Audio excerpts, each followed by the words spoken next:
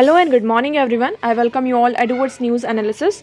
Today is 18th April 2023 and we are going to discuss important news and articles from The Hindu newspaper. So let's see what important news we got today to discuss. Before starting the video, for PDF join Telegram channel Edwards News Analysis. Link आपको description box में provided है. Make sure video को last तक देखें so that सारी important news आपके यहाँ पर कवर हो. तो चलिए स्टार्ट करते हैं और देखते हैं आज हमें क्या क्या डिस्कस करना. Now our first article is Q4 investments at all-time high of 14.6 lakh crore rupees. Okay, अब हम यहाँ पे क्या हो रहा है कि जो हमारा इन्वेस्टमेंट है Q4 का, अगर आप इन्वेस्टमेंट देखेंगे तो उसमें ऑल टाइम हमें क्या देखने को मिला है, राइज देखने को मिला है. ओके, आप ये ग्राफ देखेंगे, Q1 की इन्वेस्टमेंट देखी तो ये गवर्नमेंट की इन्वेस्टमेंट है, ये प्राइवेट सेक्टर की, ये ओवरऑल जो total plus government plus private sector दोनों का टोटल करके जो इन्वेस्टमेंट हुआ है उसके बारे में बताया जा रहा है. तो Q1 में टोटल इन्वेस्टमेंट हमारा 5.9 था, Q2 में 8.8, हमें यहाँ पे थोड़ा राइज देखने को मिला. Q3 में हमें थोड़ा यहाँ पे लॉस हुआ, हम ऐसा कह सकते हैं इन्वेस्टमेंट कम हुई, 7.7 lakh crore rupees. Okay, and Q4 की अगर हम बात करते हैं तो Q4 में 14.6 लाख करोड़ रुपीस का हमने यहाँ पे क्या किया, इन्वेस्टमेंट किया है. तो ओवरऑल आप देख सकते हैं यहाँ पे कितना ज्यादा राइज हुआ है. तो देखिए इन्वेस्टमेंट हो रहा है, इट मीन्स यहाँ पे क्या हो रही है, मैन्युफैक्चरिंग हो रही है. मैन्युफैक्चरिंग हो रही है आपके जो मैन्युफैक्चरिंग अगर ज़्यादा होगी तो हम क्या करेंगे, जो आइटम्स हैं, प्रोडक्ट्स हैं, उनका इंपोर्ट करेंगे और ये हमारी इकोनॉमी के लिए क्या कर सकता है, हमारी इकोनॉमी को बूस्ट करने में हमारी हेल्प कर सकता है. ओके, तो देखिए new manufacturing investment in Q4 of 2022-23 were almost 3 times the average in the previous 3 quarters eight almost 9.6 lakh crore. तो अगर हम प्रीवियस 3 years का क्वार्टर देखें तो उसके अकॉर्डिंग में हमारा 9.6 लाख करोड़ हमने इसमें क्या किया है, राइज किया है. ओके, ओवरऑल अगर हम जंप की बात करें तो 45% हमने यहाँ पे क्या किया है, जंप किया है. ओके, नेक्स्ट बात करते हैं. नेक्स्ट आर्टिकल है हमारा demand for same sex marriage recognition in urban elitist view centre. अभी क्या है, सेम सेक्स मैरिज के बारे में बात चल रही है. अब इस आर्टिकल को हमने कई बार डिस्कस कर चुका है और ये आर्टिकल 2 जगह आपको मिलेगा, एक तो फ्रंट पेज पर है और आप टेक्स्ट एंड कंटेक्स्ट में जाएंगे, वहां भी क्या है, इसी आर्टिकल के बारे में डिस्कस किया, सेम सेक्स मैरिज. ओके, अब जैसे कि हम पहले इसका हिस्ट्री देखते हैं कि ब्रिटिश के टाइम से देखें तो आईपीसी का सेक्शन जो था, आईपीसी का सेक्शन 377, ये क्या कहता था, जो सेम सेक्स के पर्सन होते हैं वो एक साथ नहीं रह सकते, उसे क्रिमिनलाइज किया हुआ था. ओके, उसके बाद यहाँ पर देखते हैं कि लोग किसके साथ हमें रहना है, किसके साथ हमें नहीं रहना. तो ये तो पर्सन की पर्सनल चॉइस हुई, किसी भी इंडिविजुअल की ये पर्सनल चॉइस होती है कि हमें किसी मेल पार्टनर के साथ रहना है या फीमेल पार्टनर के साथ रहना. तो इसी के चलते ये जो राइट टू प्राइवेसी, आप सभी को याद होगा, यहाँ पर नवदेश सिंह जौहर का केस आता है जिसमें यहाँ पर सुप्रीम कोर्ट ने क्या किया, सेक्शन 377 को यहाँ पर डिक्रिमिनलाइज कर दिया. ओके, अब इशू क्या आ रहा है, ठीक है, सुप्रीम कोर्ट ने इसको डिक्रिमिनलाइज कर दिया है, आप किसी भी पर्सन के साथ यहाँ पर रह सकते हैं. बट इशू ये आ रहा है किसका, स्पेशल मैरिज एक्ट जो हमारा 1954 है उसके अंडर अब यहाँ पर ये सेम सेक्स के जो पर्सन है वो मैरिज करने जा रहे हैं तो उनको क्या करना होता है, जब भी हम शादी करते हैं तो उसके अंदर हमें रजिस्टर करना होता है. रजिस्ट्रेशन में बट प्रॉब्लम ये आ रही, वहाँ पर कुछ जो वर्ड्स हैं, फॉर एग्जाम्पल यहाँ पर आप कह सकते हैं groom, brides, okay, girls and boys. तो इस तरीके के जो वर्ड्स हैं इनका ज़्यादा यूज़ किया जा रहा है. तो यहाँ पर थोड़ी जो उनको फॉर्म फिल करने में जो LGBTQ+ के जो मेंबर्स हैं उनको यहाँ पे जो फॉर्म फिल करने जाते हैं तो यहाँ पे प्रॉब्लम हो रही.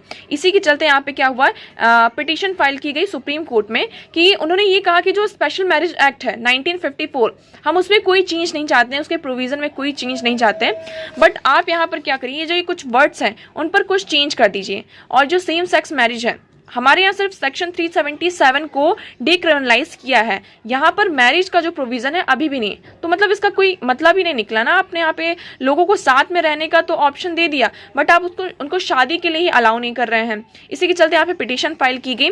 अब इस पिटीशन में यहाँ पे क्या हुआ, यहाँ पर देखेंगे हम 3 चीजें आ जाती हैं. एक सुप्रीम कोर्ट का यहाँ पे स्टैंड देखेंगे, फिर यहाँ पर हमारी गवर्नमेंट आती है, उसके बाद यहाँ पे जो सोशल इंस्टीट्यूशंस हैं वो यहाँ पर कहते हैं. तो उन्होंने कहा कि मैरिज क्या एक सोशल इंस्टीट्यूशन है और ये बहुत पुराना इंस्टीट्यूशन है. मैरिज का जो मेन पर्पस ये है कि यहाँ पर एक फीमेल और मेल पार्टनर साथ में आते हैं और ये क्या करते हैं, जो मैरिज का इंस्टीट्यूशन होता है उसको पूरा कंप्लीट करते हैं और यहाँ पे इनके क्या होते हैं, बर्थ देते हैं, जिससे हमारी जो जनरेशन होती है वो आगे बढ़ती है. ओके, अब गवर्नमेंट ने भी यहाँ पे यही कहा, गवर्नमेंट ने सिर्फ यहाँ पर एक ये वर्ड दे दिया, आप यहाँ पे इस आर्टिकल में देखेंगे कि ये जो सेम सेक्स मैरिज है इसको ये क्या कहा है कि अर्बन एलिटिस्ट व्यू है.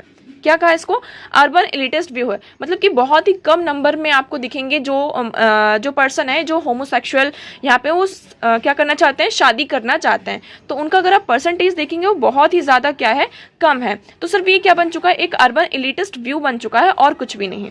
सुप्रीम कोर्ट में इसमें ये भी कहा है कि marriage is considered an aspect of social policy of a nation across the world. It is within the remit of the appropriate legislature as the elected representative of the people to define it, recognize it and regulate it, and the choice not to recognize same-sex marriage is simple a facet of legislative policy.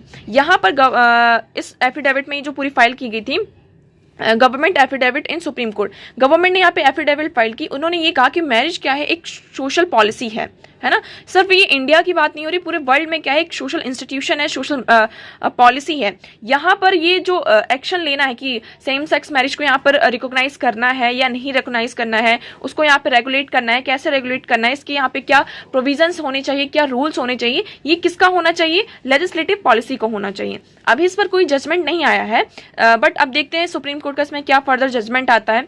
अब इसमें देखिए अलग अलग views भी हैं, अलग अलग views की बात करें, अगर हम वेरियस पिटिशंस की बात करते हैं तो नीदरलैंड में अगर हम देखें तो 2000 में ही जो सेम सेक्स मैरिज है उसको लीगलाइज कर दिया था। Okay, over 34 countries have legalize same sex marriage either through legislature और थ्रू द कोर्ट डिसीजन।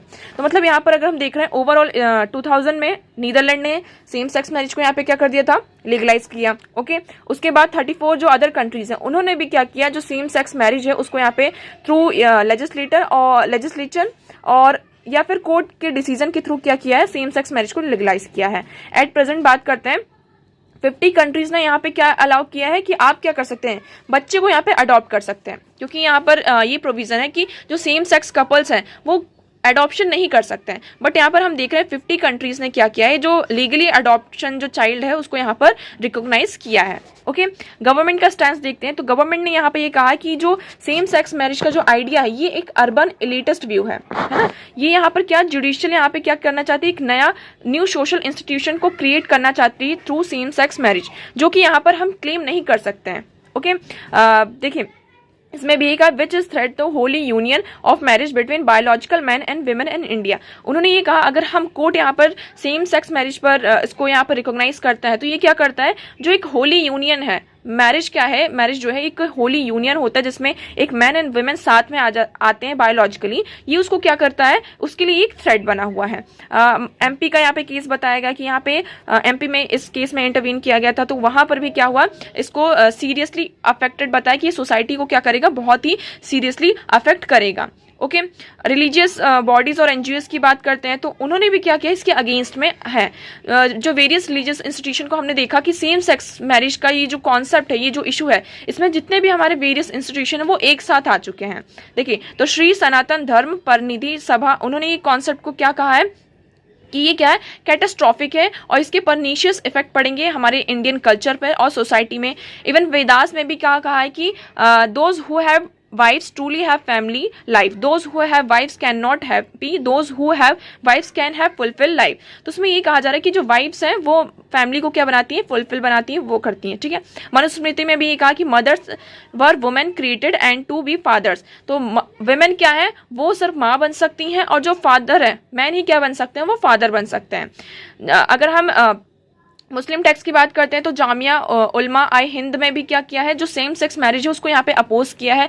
ये कहा कि जो हमारा मैरिज का बेसिक फीचर है उसको क्या कर रहा है, अपोज कर रहा है, उसके अगेंस्ट में है। ओके, तो हमने यहाँ पे देखा जो वेरियस इंस्टीट्यूशन है वो भी क्या है, सेम सेक्स मैरिज के अगेंस्ट में है। बट अगर हम अदर फैक्टर्स देखें, साइकोलॉजिकल फैक्टर से देखें तो सेम सेक्स मैरिज के कारण यहाँ पर अगर हम देखते हैं, हमने इसको डिस्कस भी किया है कि इसके साइकोलॉजिकल बहुत ज़्यादा इम्पैक्ट पड़ता है। जो पर्सन होता है बहुत ज़्यादा डिस्टर्ब हो जाता है। जब से सेक्शन 377 को यहाँ पे डिक्रिमिनलाइज किया गया है तो इसके कारण जो साइकोलॉजिकल इम्पैक्ट पड़ता था LGBTQIA+ कम्युनिटी के ऊपर, हमें उसमें रेट जो है उसका कम दिखाई देने लगा।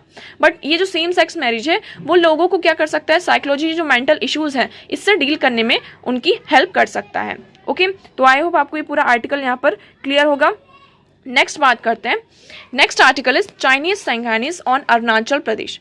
अब देखिए ये जो केस है बहुत दिनों से हम इसको डिस्कस कर रहे हैं कि चाइना ने क्या किया है, अरुणाचल प्रदेश के 11 प्लेसेस के यहाँ पे जो नेम है उसको रीनेम करने की बात करी कि हम उसको क्या करेंगे, रीनेम करेंगे। ओके।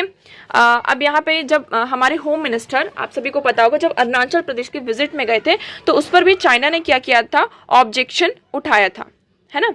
अब इस आर्टिकल में मेनली ये डिस्कस किया कि चाइना की क्या बन चुकी है, एक पॉलिसी बन चुकी है, ऐसा कह सकते हैं, उसका एक तरीका बन चुका है कि चाइना सिर्फ इंडिया के साथ ही नहीं, इवन आप वेरियस कंट्रीज के साथ देखेंगे, फिलीपींस के साथ और जो वेरियस आइलैंड नेशंस हैं, वियतनाम, जापान, कोरिया के साथ भी यही मतलब की सिचुएशन हमें देखने को मिलती है। यही जो तरीका है चाइना, वो क्या करता है, अपने आप को इस टाइम पर अडॉप्ट कर रहा है। क्या करता है चाइना की जो वेरियस लैंड्स होते हैं, जैसे कि बॉर्डर लैंड, अरुणाचल प्रदेश के साथ बॉर्डर लग रहा है, तो उसके यहाँ पर कुछ जो एरियाज है उसका रीनेमिंग करने लगता है और रीनेम करके वहाँ पे कंस्ट्रक्शन कुछ स्टार्ट कर देंगे, जो प्लेसेस है उसको रीनेम करेंगे और उस एरिया को फिर क्या कर देते हैं, वो एज अ डिस्प्यूटेड एरिया यहाँ पर डिक्लेयर कर देते हैं। इससे क्या होता है, जब कोई भी एरिया यहाँ पे डिस्प्यूटेड एरिया बन जाता है, डिस्प्यूटेड लैंड बन जाता है, तो वहाँ पर जो दूसरी कंट्रीज है, जो कंट्री जिसके साथ यहाँ पे डिस्प्यूट पर है और जो अदर कंट्रीज हैं, वो दोनों कंट्रीज वहाँ पर कुछ भी काम, एक तरीके से आप ऐसा कह सकते हैं, नहीं कर सकते, कंस्ट्रक्शन वर्क नहीं कर सकते, वहाँ पे कोई भी एक्टिविटी नहीं होती है। और ऐसी सिचुएशन, और फिर जो अदर हम देखते हैं कि वेरियस जो हमारे इंस्टीट्यूशन है, वर्ल्ड इंस्टीट्यूशन है, उस पर यहाँ पे उसको disputed area as a represent किया जाता है।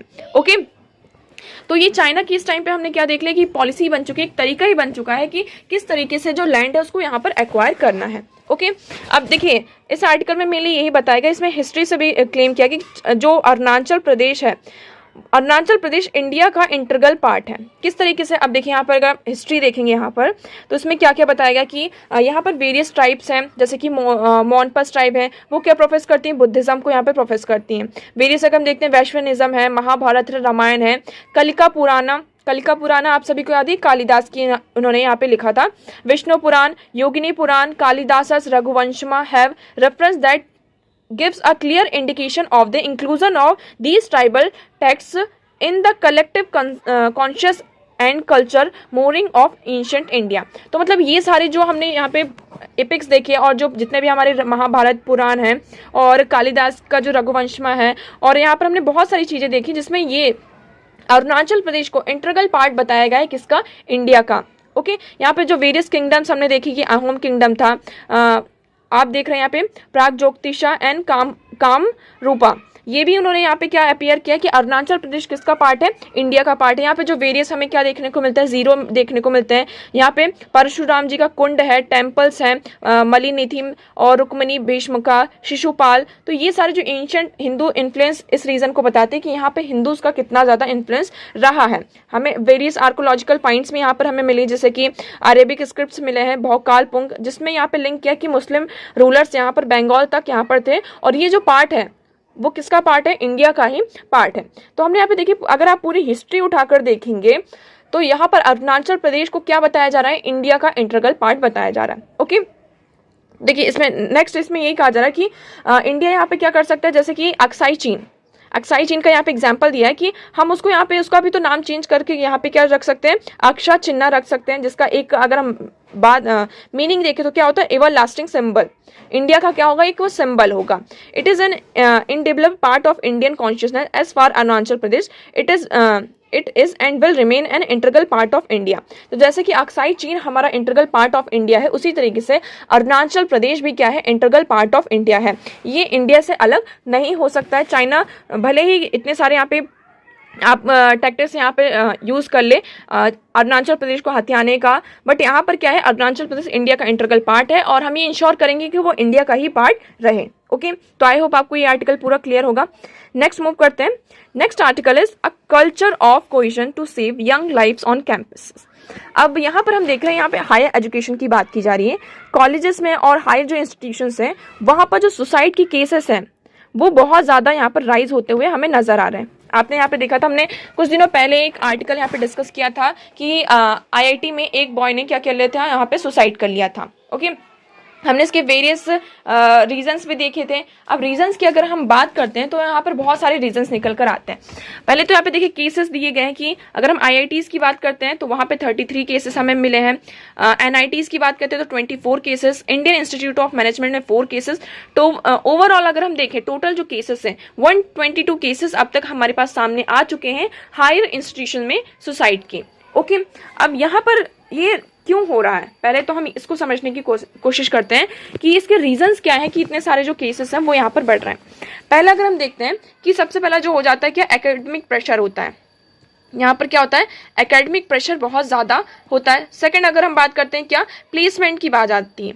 फॉर एकेडमिक प्रेशर आप ऐसा कर सकते हैं कि फर्स्ट ईयर में जैसे कि आप यहाँ पर बहुत अच्छा परफॉर्म कर रहे हैं, आप कॉलेज में गए, वहाँ पे थोड़ा कल्चर चेंज हुआ, सारी चीज़ें चेंज होती हैं, तो हम उतना अच्छा परफॉर्म नहीं कर सकते। हमारी जो परफॉर्मेंस है उसमें चेंजेस आते रहते हैं, और जब हमारा रिजल्ट यहाँ पर सही नहीं आता है तो हम यहाँ पर क्या हो जाता है, डिप्रेस हो जाता है। प्लेसमेंट का यहाँ पर प्रेशर होता है। नेक्स्ट अगर हम बात करते हैं, एक मोनोटोनस कल्चर यहाँ पर क्रिएट हो चुका है ना। नेक्स्ट अगर हम बात करते हैं कि इसमें और भी इसमें बताया गया कि होम अवे बहुत ही सीरियस इशू है, कि जो बच्चा होता है दूसरे सिटी में जाता है, दूसरे स्टेट में यहाँ पर जाता है, मूव करता है हायर एजुकेशन के लिए, है ना, तो वहाँ पर वो फैमिली से दूर रहते हैं, तो होम अवे एक ही बहुत बड़ा फैक्टर बन जाता है कि बच्चा वहाँ पे स्टडी करता है और घर से दूर रहता है, और घर से दूर रहने के साथ साथ वो हॉस्टल में या फिर रूम लेके यहाँ पर रहते हैं और वो अकेले रहते हैं, जिसका बहुत बड़ा इम्पैक्ट पड़ता है बच्चों के ऊपर।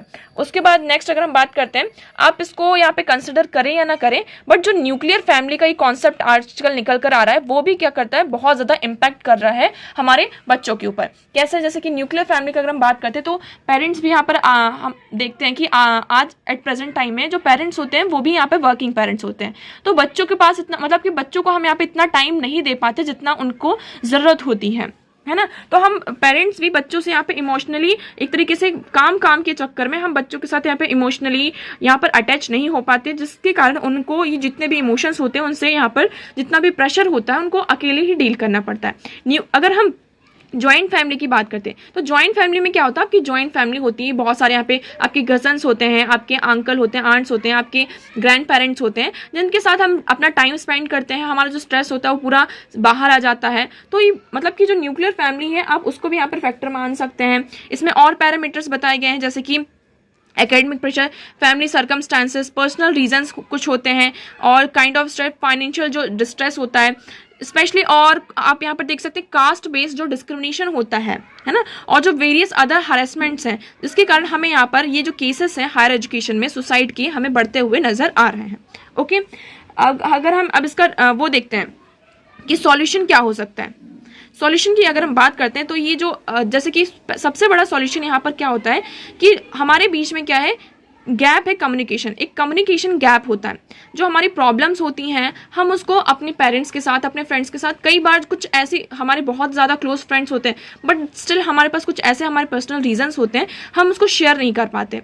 तो यहाँ पर हमें क्या करना होगा, कम्युनिकेट करना होगा। ये जो कम्युनिकेशन गैप है उसको सबसे पहले फिल करना होगा, क्योंकि अगर कोई भी प्रॉब्लम है, अगर आप उसको यहाँ पे किसी के साथ शेयर नहीं करते तो वो आपके माइंड में रहती है, आपके अंदर रहती है, जिसके कारण आप धीरे धीरे यहाँ पे स्ट्रेस में आने लगते हैं, एंग्जाइटी होने लगती है, और आप यहाँ पे डिप्रेशन में चले जाते हैं। तो इसलिए यहाँ पे कोई भी प्रॉब्लम, देखिए लाइफ है, लाइफ में यहाँ पे कभी आपके पास खुशी आएगी, कभी आपके पास गम आएगा। तो यहाँ पर हमको उसको बैलेंस करके चलना है। हमें अगर आपको कुछ इमोशन, आपका रोने का मन हो रहा है तो आप रोइए, आपका हंसने का मन हो रहा है तो आप हंसिए।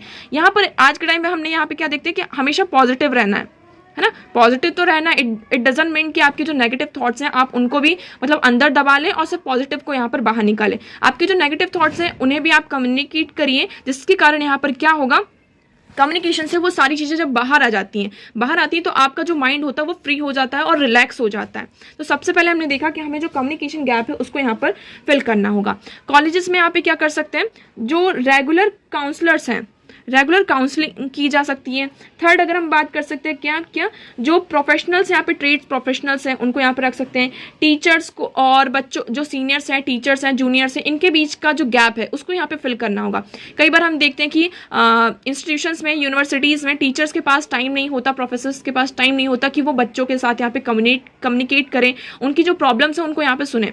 ऑल्दो उनका ये वर्क नहीं है बट स्टिल यहाँ पर एक क्या होता है, रिलेशन होता है टीचर्स और स्टूडेंट के बीच में। तो ये जो गैप है उसको यहाँ पे क्या करना होगा, फुलफिल करना होगा। डिस्कशन हम कर सकते हैं कि जो आप जैसे कि एकेडमिक तो हमारी चली ही रही है, जो एकेडमिक प्रोसेस है, बट यहाँ पे कुछ जो आवर्स हैं वहाँ पर हम डिस्कशन और डिबेट में लगा सकते हैं, जिसके कारण जो स्टूडेंट होंगे उनका जो एक कम्युनिकेशन, जो हम कम्युनिकेशन की बात करें डिबेट एंड डिस्कशन में, आप काउंसिल जैसी चीज़ों को यहाँ पे सामने लग सकते हैं। इसमें देखिए यही बताया जा रहा है कि in contrast the psychological council service in India campuses are limited to provide some physical space in a corner of the institution with a limited number of professionally trained psychologist and psychotherapist। तो India में एक तो पहली बात तो बहुत ज़्यादा limited number of यहाँ पे प्रोफेशनल्स आपको मिलेंगे, साइकोलॉजिस्ट एंड साइकोथेरेपिस्ट। ओके उसके बाद जब यहाँ पर इंडियन सोसाइटी की हम बातें, हमारे घर में ही आप देखिए, क्या आप अपने पेरेंट्स से यहाँ पे क्लोज हैं? क्या आप उनसे अच्छी चीज़ों से कम्युनिकेट कर पाते हैं? नहीं। तो ये जो गैप है, अगर हम जैसे कि हम यहाँ पर सेक्स एजुकेशन के बारे में बात नहीं करते अपने घरों में, उसी तरीके से जो मेंटल इशू होता है, मेंटल प्रॉब्लम होती है, इसके बारे में भी हम हमारे पेरेंट्स से बात नहीं करते हैं। ओके इसे एक टैबू माना जाता है। अगर कोई मेंटल इशू आ जाता है, आपका बच्चा यहाँ पे डिप्रेशन में आ जाता है, तो इसको एक मेंटल इशू माना जाता है, मतलब कि एक टैबू माना जाता है कि नहीं ऐसा नहीं होता है कुछ भी। ओके तो हमें यहाँ पे ये सारी चीज़ों को मतलब कि इग्नोर नहीं करना होगा, और हायर एजुकेशन में साइकोलॉजिकल मतलब कि जो साइकोथेरेपिस्ट हैं, इस तरीके की चीज़ों को यहाँ पे इंट्रोड्यूस करना होगा, और जो कम्युनिकेशन गैप है बच्चों के बीच में, उसको यहाँ पे फुलफिल करना होगा। ओके तो आई होप आपको ये पूरा क्लियर होगा आर्टिकल। नेक्स्ट मूव करते हैं। Next article is dealing with extreme heat. अब देखिए ये बहुत इंपॉर्टेंट आर्टिकल हो जाता है आपके लिए। हम यहाँ पर क्या होने वाला है, जो हीट वेव्स है उसका यहाँ पर आगमन हो चुका है, आप ऐसा देख सकते हैं, एंटर कर चुकी हैं।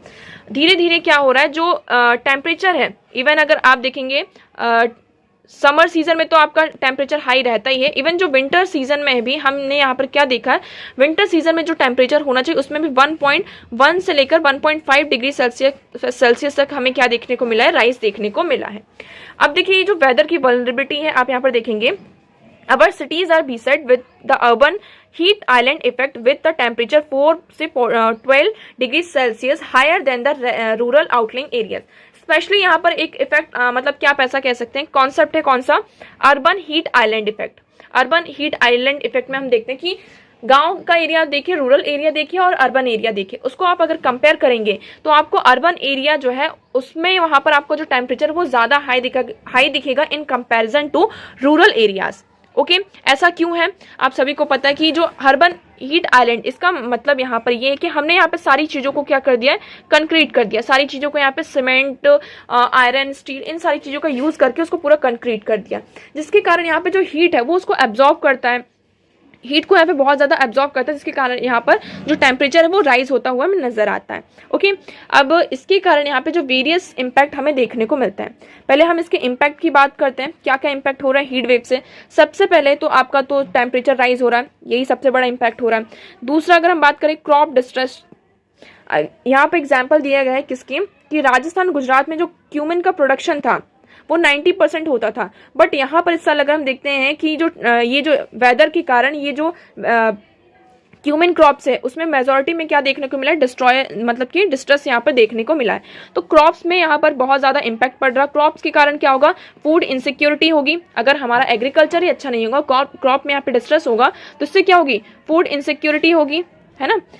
यहाँ पे ड्रॉट्स जैसे जो आपको चीज़ें हैं, ड्रॉट्स हैं, और जो मॉर्टेलिटी रेट है उसमें यहाँ पर क्या देखने को मिल रहा है, इंक्रीज देखने को मिल रहा है। सूखा पड़ेगा, फूड डिस्ट्रेस होगा, मॉर्टेलिटी रेट यहाँ पे इंक्रीज हो रही है। हमने यहाँ पे देखा कि जो ये हीट है, हीट वेव्स के कारण यहाँ पे अब तक हमने देखा 11 पीपल्स की यहाँ पे क्या जा चुकी है, डेथ हो चुकी है, उनकी जान जा चुकी है। ओके आपका जो आवर होता है, इकोनॉमी में हमारा सबसे बड़ा लॉस होता है कैसे, कि अगर यहाँ पर जो वर्कर्स होते हैं, इवन गिग वर्कर्स की आप बात करें या फिर जो कंस्ट्रक्शन साइट में यहाँ पे जो वर्कर्स होते हैं, उनका जो वर्किंग आवर है वो कम होता है। अब वो लोग हीट में मतलब कि बाहर गर्मी में बैठ के तो काम करेंगे नहीं, तो जो आवर होता है वो कम होता है। उसमें हम टोटल अगर हम बात करते हैं तो 168 आवर में यहाँ पर क्या 162 आवर यहाँ पर हमें क्या देखने को मिला है, लॉस देखने को मिला है। ओके तो जो ये क्या कर रहा है, ओवरऑल हमारा जो लेबर की प्रोडक्टिविटी है उस पर ये हीट वेव्स इम्पैक्ट कर रही हैं। Okay About 50% of India workforce is estimated to be expose to heat during their working hours. इसमें ये बताया जा रहा कि ओवर अगर हम देखें तो 50% जो हमारे वर्कर्स हैं वो क्या होते हैं, हीट में जो वर्किंग आवर्स में जो वर्किंग आवर होता है उस टाइम पे तो हीट होते हैं और उसमें वो एक्सपोज होते हैं, जिसके कारण यहाँ पे जो मार्जिनल फार्मर्स हैं, लेबर्स, कंस्ट्रक्शन साइट्स हैं, उन पर बहुत ज़्यादा क्या होता है, अफेक्ट देखने को मिलता है। अब इस प्रॉब्लम से हम कैसे मिटिगेट कर सकते हैं, कैसे इससे बाहर आ सकते हैं, तो सॉल्यूशन किस में अगर हम बात करते हैं, क्या क्या हमारे पास सॉल्यूशन हो सकते हैं। सबसे बड़ा कि हमें क्या करना होगा, ग्रीनिंग करना होगा, मतलब कि चारों तरफ आपको यहाँ पे सबसे पहले तो प्लांट्स लगा ले होंगे। ट्रीज़ को सबसे ज़्यादा यहाँ पे क्या करना होगा, जैसे कि आप ऐसे कह सकते हैं कि आपके आसपास के एरिया में जहाँ भी आपको सूखा दिखता है कुछ भी, तो आप वहाँ पे प्लांटेशन करिए। ग्रीनिंग को ज़्यादा से ज़्यादा प्रमोट करना होगा, पहला हो गया। दूसरी अगर हम बात करें तो जो वेटलैंड्स हैं और आप ऐसा कह सकते हैं कि जितने भी यहाँ पे डेड और डिकेइंग पॉन्ड्स हैं, लेक्स हैं, उसको यहाँ पे एक्सपेंड करना होगा, बढ़ाना होगा, जिसके कारण क्या होगा, जितना ज़्यादा हमारे आसपास वाटर होगा उतनी ज़्यादा जो टेम्परेचर होगा वो यहाँ पर डिक्रीज होगा। उसमें हम थर्ड अगर हम बात करें तो हमें यहाँ पे स्पॉन्जी जो एरियाज होते हैं, स्पॉन्जी जो है उसको यहाँ पे जो परमिएबल लैंड है उसको यहाँ पे इंक्रीज करना होगा। परमिएबल मतलब कि सरफेस को हमें ज़्यादा से ज़्यादा प्रमोट करना होगा, जिसके कारण यहाँ पे जो हीट वेव्स हैं वो उसको एब्जॉर्ब कर लेंगी और एब्जॉर्ब करके वो आपकी अर्थ के कोर तक जाएगा। ओके, नेक्स्ट अगर हम बात करते हैं, नेक्स्ट हम इसमें क्या कर सकते हैं, पब्लिक ट्रांसपोर्ट का आप ज़्यादा से ज़्यादा यूज़ करिए। पब्लिक ट्रांसपोर्ट का आप ज़्यादा से ज़्यादा यूज़ करेंगे तो इट मीन्स आप प्राइवेट व्हीकल्स का यूज़ नहीं कर रहे हैं, तो यहाँ पर जो व्हीकल से निकलने वाला आप स्मोक होता है उससे भी हम यहाँ पर क्या हो सकते हैं, बच सकते हैं। अगर हम और बात करते हैं कि जो लोकल आर्किटेक्चर है उसको यहाँ पर हम चेंज कर सकते हैं। लोकल आर्किटेक्चर का जैसे कि हम यहाँ पे जो ब्रिक जालीज होती हैं, जो ब्रिक होती है उसका यूज़ करके हम यहाँ पे जालीज बनाते हैं, नेट बनाते हैं, जिससे यहाँ पे वेंटिलेशन का यही काम करता है। हम यहाँ पे क्या कर सकते हैं, हीट एब्जॉर्बेंट गैल्वेनाइज्ड मेटल और जो आयरन होते हैं, शीट्स होते हैं, आयरन शीट्स होती हैं, रूफ्स होती है, उसका यूज़ कर सकते हैं। अल्बीडो एक बहुत अच्छा इम्पैक्ट है। अल्बीडो क्या करता है, जो हीट होता है उसको यहाँ पे रिफ्लेक्ट करता है, तो यहाँ पर जो हमारी रूफ होती है वो क्या हो जाती है, हीटलेस हो जाती है। ओके, हीट को क्या करती है वो एक तरीके से, जैसे अल्बीडो है, आपने यहाँ पे अपने रूफ में अल्बीडो पेंट कर दिया, पेंट करने से यहाँ पे क्या होगा, हीट आती है और यहाँ पे उसको ही रिफ्लेक्ट कर जाती है ऐसे। तो इससे क्या होता है, जो हमारी जो छत होती है, जो रूफ होती है वो कम गर्म होती है, तो हम इससे क्या होते हैं, उस चीज़ से यहाँ पे बच सकते हैं। ओके, यहाँ पे परमिएबल सरफेस को यहाँ पे ज़्यादा से ज़्यादा प्रमोट करना होगा। तो इसमें यही सारी चीज़ें इस पूरे आर्टिकल में यही बताया गया है कि देखिए हीट के बहुत ज़्यादा इम्पैक्ट हो रहे हैं, इससे हमें यहाँ पे बचना होगा। और हमें यहाँ पे हमें इस साल ये भी बताया गया कि अल नीनो का इन्फ्लुएंस जो है हमें देखने को मिलेगा, और हमें यहाँ पे ये इंश्योर करें, जो पॉलिसी मेकर्स हैं, तो policy makers must take mitigatory actions early while instituting structural infrastructure measures to help Indians adapt to these condition. तो यहाँ पर हमें एक स्ट्रक्चरल इंफ्रास्ट्रक्चर मेजर्स की जरूरत है, जिसको यहाँ पे इंडिया कंडीशन को अडॉप्ट कर सके, जो इंडिया की जो कंडीशन है उसमें हम यहाँ पे क्या कर सके, उसको अडॉप्ट कर सके। ओके, नेक्स्ट हम बात करते हैं Jamnagar to Kanchipuram mapping India's export hotspot. अब यहाँ पे इंडिया की जो एक्सपोर्ट्स हब है उनको यहाँ पे मैप किया गया है, उसके बारे में बताया गया कि Jamshednagar petroleum product export from 67% of India's total export of that community. अब इस आप मैप को देखेंगे तो इसमें यही बताए कहाँ पर कितना ज़्यादा एक्सपोर्ट होता है। तो देखिए पेट्रोलियम जो प्रोडक्ट्स हैं उसमें यहाँ पर गुजरात में 67% शेयर है। तो आप ऐसा कह सकते हैं गुजरात का जो जामनगर है वो यहाँ पे हाईएस्ट में, सबसे ज़्यादा यहाँ पे शेयरिंग करता है एक्सपोर्ट में। फिर प्रीशियस स्टोन एंड ज्वेलरीज की बात करते हैं तो सूरत गुजरात इसमें 36% एक्सपोर्ट करता है। स्मार्टफोन इलेक्ट्रॉनिक पार्ट्स की बात करते हैं तो उत्तर प्रदेश के गौतम बुद्ध नगर से 26% यहाँ पे शेयर है। व्हीकल्स की बात करें तो तमिलनाडु में Kanchipuram, rice wheat and other cereals में हरियाणा करनाल 17% इसके शेयर है। एंड फार्मास्यूटिकल प्रोडक्ट्स में आप देखें तो तेलंगाना का मर्चेंट मलकजगिरी 15% यहाँ पे शेयर है। तो यहाँ पे मतलब कि यही बताया जा रहा है कि जो हमारे पेट्रोलियम प्रोडक्ट्स होते हैं उसका हम बहुत ज़्यादा क्या करते हैं, इंपोर्ट करते हैं। और कहाँ से इंपोर्ट करते हैं, गुजरात जामनगर से। ओके, इसमें यहाँ पे ये भी बताया कि कहाँ से किस किस एरिया में आप इसमें देखेंगे पेट्रोलियम प्रोडक्ट, तो सबसे ज़्यादा जामनगर, फिर मुंबई, यहाँ पे दक्षिणा कन्नाडा, बेगूसराय से ही। इसमें यहाँ पे बताया गौतम बुद्धा से हम स्मार्टफोन और जो इलेक्ट्रॉनिक्स है उसको यहाँ पर देख सकते हैं आप, गौतम नगर, कोलार, कांचीपुरम, यहाँ से जितने भी आपके स्मार्टफोन्स हैं और इलेक्ट्रॉनिक्स है उसका यहाँ पे एक्सपोर्ट किया जाता है। व्हीकल्स की बात करें तो औरंगाबाद, पुणे, अंतापुरम, कांचीपुरम, गुरुग्राम। यहाँ पे फार्मास्यूटिकल की बात करते हैं तो सोलान, अहमदाबाद। तो यहाँ पर क्या है, मतलब कि एक्सपोर्ट के बारे में बताया जा रहा है कि हमारा जो एक्सपोर्ट है वो क्या मतलब कि इंडिया में कहाँ कहाँ कितना ज़्यादा होता है। तो आपको यहाँ पे याद रखना है गुजरात जामनगर में यहाँ पर हमारे जो पेट्रोलियम प्रोडक्ट्स होते हैं उसका यहाँ पे 67 प्रोडक्ट, मतलब कि सबसे ज़्यादा यहाँ पर हम उसका यहाँ पर क्या करते हैं, एक्सपोर्ट करते हैं। ओके, नेक्स्ट मूव करते हैं। Now next article is India to host summit on Buddhism. India यहाँ पे क्या करने जा रहा है, बुद्धिज्म जो है उस पर यहाँ पे एक समिट को होस्ट करने जा रहा है। Okay, India will host an international summit on Buddhism here on 20 April and 21। तो यहाँ पे 2 दिन यहाँ पे समिट चलेगा 20 अप्रैल। तो यहाँ पे जितने भी आप देखेंगे वेरियस कंट्रीज हैं वो इस समिट में यहाँ पे पार्टिसिपेट करेंगे। क्यों? क्योंकि इंडिया को ऐसा माना जाता है कि India is a birth place of Buddhism. India क्या है? बुद्धिज्म का बर्थ प्लेस है। और यहाँ पर हम क्या करेंगे, बुद्धिज्म में जो हमारी वेरियस प्रॉब्लम है, जैसे कि आप देख सकते हैं climate change, poverty, conflict among others, तो जो बुद्धा की टीचिंग और प्रैक्टिसेस है उसके थ्रू हम क्या करेंगे, जो हमारे बुद्धिज्म का जो पर्सपेक्टिव है उसके थ्रू ये जो आजकल में आप हमारे जो ग्लोबल इश्यूज हैं उसका यहाँ पे क्या निकालेंगे, सॉल्यूशन निकालने की बात की जा रही है कि हम पॉवर्टी को, कन्फ्लिक्ट है जो, और क्लाइमेट चेंज हो रहा है, तो बुद्धिज्म का पर्सपेक्टिव यहाँ पर रखेंगे और ये सारी प्रॉब्लम्स रखेंगे और उसका सॉल्यूशन निकालने की यहाँ पर कोशिश करेंगे। ओके, तो इसमें यही बताया जा रहा है कि the conference theme response to counter contemporary challenge from philosophy of पैरासिक्स। तो यहाँ पे ये थीम रखा गया कि हम क्या करेंगे, जो हमारे चैलेंजेस है उसको हम फिलोसफिकल मतलब कि एक पर्सपेक्टिव से रखकर देखेंगे कि हमारे क्या सॉल्यूशन यहाँ पर निकल कर आ सकते हैं। ओके, नेक्स्ट हम बात करते हैं।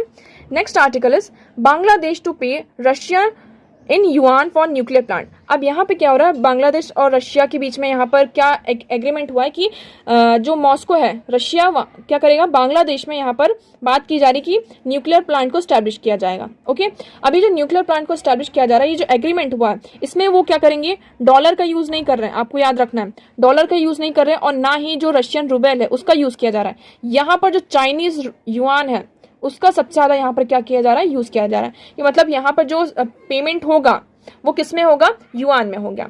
अब देखिए यहाँ पे अब और क्या हो जाएगा, Bangladesh is constructing the first of 2 nuclear power plants in collaboration with Russia's state owned atomic company Rosatom in $12.65 billion project, 90% of which is financed through a Russian loan payable within 28 years. Okay, तो देखिए हमारे लिए इतना ज़्यादा ये important नहीं है, बस इसमें हमारे लिए क्या इंपॉर्टेंट है कि जो पेमेंट हो रही है इसमें क्या हो रही है, चाइनीज युआन हो रही है, चाइनीज जो करेंसी है उसका यूज किया जा रहा है। तो आप यहाँ पर देख सकते हैं कि डॉलर अब धीरे धीरे क्या हो रही है, डॉलर मतलब देखिए इतनी जल्दी तो डॉलर को आप डीडॉलराइज नहीं कर सकते हैं, बट स्टिल यहाँ पे क्या हो चुका है, एक मूवमेंट चल चुका है, एक मतलब आप पहल इनिशिएटिव यहाँ पर हो चुका है कि डॉलर को हमें क्या करना है, डी डॉलराइज करना है। और आप यहाँ पे चाइनीज करेंसीज का क्या कर रहे हैं, यूज कर रहे हैं। तो यहाँ पर देख रहे हैं कि चाइना का कितना ज्यादा मतलब कि हर एक चीज में चाइना यहाँ पर क्या हो रहा है, एंटर हो रहा है। आप इकोनॉमिक्स में देख लें या फिर वर्ल्ड रीजन में देख लें, चाहे वो किसी का मेडिटेशन कराना हो, अब यहाँ पे एग्रीमेंट्स भी हो रहे हैं, वो भी मतलब कि पेमेंट हो रही है, वो भी किस में हो रही है, चाइनीज युआन में हो रही है। तो चाइना का जो इन्फ्लुएंस है धीरे धीरे कैसे यहाँ पर इस रीजन में बढ़ता हुआ हमें नजर आ रहा है, मतलब कि चाइना क्या है, स्ट्रांगली अब हमारे सामने यहाँ पर प्रेजेंट होने वाला है। ओके, नेक्स्ट हम बात करते हैं। Next article is SpaceX postpone maidens test flight of the world's biggest rocket Starship. अब यहाँ पे एक बहुत ही इंपॉर्टेंट यहाँ पे टेस्ट फ्लाइट थी, उसको यहाँ पे SpaceX जो है उसने यहाँ पे क्या किया, इसको स्टॉप कर दिया। ओके, तो देखिए the gigantic rocket was called off just minute ahead of the scheme scheduled launch time because the pressurization issues in the booster range SpaceX है। तो यहाँ पे जो बूस्टर रेंज था वहाँ पे कुछ प्रेशराइजेशन इश्यूज थे जिसके कारण यहाँ पे जो ये टेस्ट था उसको यहाँ पे रोक दिया गया। अब इस फ्लाइट की बात करते हैं तो देखिए ये क्या था, first test flight of Starship, इसको आपको यहाँ पे रखना है स्टारशिप। इसका मेन काम क्या था, इसमें जो एस्ट्रोनॉट्स थे उनको यहाँ पे मून और मार्स में सेंड किया जाएगा, even beyond the moon and Mars, मतलब कि मून एंड मार्स से मार्स के बाद भी जो है उसके आगे क्या है, तो वहां पे एस्ट्रोनॉट्स को यहाँ पे सेंड किया जा रहा था, किसके थ्रू, स्टारशिप के द्वारा। ओके, तो आपको यहाँ पे ये याद रखना है। तो स्टारशिप किसका है, SpaceX का है। तो ये प्राइवेट SpaceX क्या है, एक प्राइवेट यहाँ पर है, एलॉन मस्क की कंपनी है, आप ऐसा कह सकते हैं। तो यहाँ पे उसको क्या कर दिया गया है, जो ये बहुत वर्ल्ड का आप कह सकते हैं बिगेस्ट रॉकेट था, तो इसलिए ये हमारे लिए क्या हो जाता है, इंपॉर्टेंट हो जाता है। तो उसको अभी क्या कर दिया गया है, कुछ दिनों के लिए पोस्टपोन कर दिया गया है। ओके, तो आई होप आपको यहाँ पे सारी चीजें क्लियर थी, जितने भी इंपॉर्टेंट आर्टिकल्स थे हमने यहाँ पे उसको डिस्कस कर लिया है। ओके, सो वीडियो कैसा लगा, सारी चीजें आपको यहाँ पर क्लियर होंगी। वीडियो कैसा लगा कॉमेंट सेक्शन में जरूर बताइएगा। तो आज के लिए इतना ही। Thank you so much for discussion.